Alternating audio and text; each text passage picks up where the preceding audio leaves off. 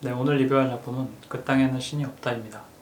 넷플릭스 미니 시리즈로 7개 에피소드로 이루어진 2017년 작품입니다. 7편이긴 한데 총 러닝타임이 7시간이라서 평범한 10편짜리 드라마라고 생각하시면 될 것 같아요. 나름 유명한 작품인데 이번 기회에 보게 되었습니다. 장르는 서부극이고요. 말과 황무지, 리볼버, 샷건 이런 게 나옵니다. 사실 저는 서부극 하면은 지루하다는 게 제일 먼저 떠오르는데요. 옛날에 장고 보다가 많이 잤던 것 같은데 아무튼 쉽지 않은 장르죠. 저는 이거 보면서 약간 시즌 초에 웨스트월드가 떠올랐는데 이것도 서부극이라고 봐야 되나 싶지만 약간 비슷한 느낌이었습니다. 이 영상에 스포일러가 다수 포함되어 있으니 시청에 주의하시기 바랍니다. 광산사고로 남자들이 없어질 마을에 로이 구두가 폭풍을 몰고 온다.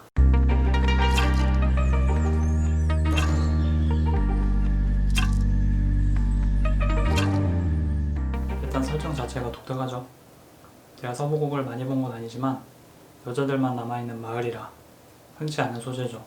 마을과 떨어진 곳에서 따로 생활을 하는 앨리스 플래처의 존재도 그랬고 사실 1화부터 위기인데 70분 보면 끝날 때가 된 것 같은데 안 끝나고 제가 이 드라마에 몰입하기 시작한 시점은 4화부터인 것 같아요. 아마 같은 생각일 것 같은데 빌과 그리핀이 만나는 장면이죠.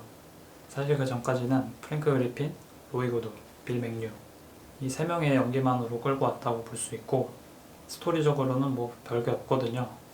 그리핀을 쫓는 빌, 그를 배우는 로이, 로이를 쫓는 그리핀. 아무튼 그 이후부터는 쉽게 볼 수 있었는데 이제 생각해보니까 그 뒤에부터가 러닝타임이 짧아요. 그리고 나서 피날레는 사실 모두가 예상하는 방향으로 진행이 됐는데 뭐 당연하게도 마을을 구해냈고요. 화일이는 안타깝게 됐지만요. 이 과정이 생각보다 쉽게 막아냈고 시리즈가 끝이 납니다. 어떻게 보셨는지 모르겠는데 사람들이 이상하게 생각하는 장면들이 몇 개 있는데 로이 구두는 왜 말을 눕혔으며 그리핀은 왜 빌을 보내줬고 그리고 로이 구두는 왜 그리핀을 배신했는가 그리고 쇼쇼니는 누구인가 그리고 그 숙련된 그리핀의 모업자들 30명이 왜 그런 식으로 싸웠나 생각보다 많네요. 아마 마지막 질문이 많은 분들이 이 드라마에 실망한 가장 큰 이유가 아닐까 싶은데요. 솔직히 좀 너무했죠. 그리핀의 행들이 그 전까지 얼마나 잔인하고 무자비하고 강력한지 표현된 거에 비하면 정말 실망스러운 전투였죠. 건물 밑에서 가만히 서서 총격전을 하고 다 전멸한다? 이게 무슨... 그리고 로이와 빌이 뒤늦게 도착해서 가만히 서서 원패물도 없이 총격전을 하는 것도 되게 어이없었습니다. 명백히 아쉬운 장면이라고 할 수 있겠네요. 그럼에도 이 드라마가 볼만했던 이유는 프랭크 그리핀이라고 말하고 싶은데요.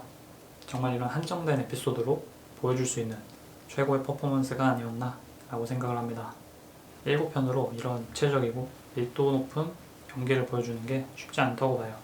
빌과 만나는 장면뿐 아니라 말을 타고 교회로 들어가는 장면, 천연도로 죽어가는 환자들의 집을 발견했을 때나 블랙돔에서의 그 장면까지 굉장히 인상적인 장면들을 보여줬고 환자들의 집에서도 그렇고 때때로 선한 모습을 보여주는 예측 불가의 인물로 표현되는 긴장감을 더 줬던 것 같고요.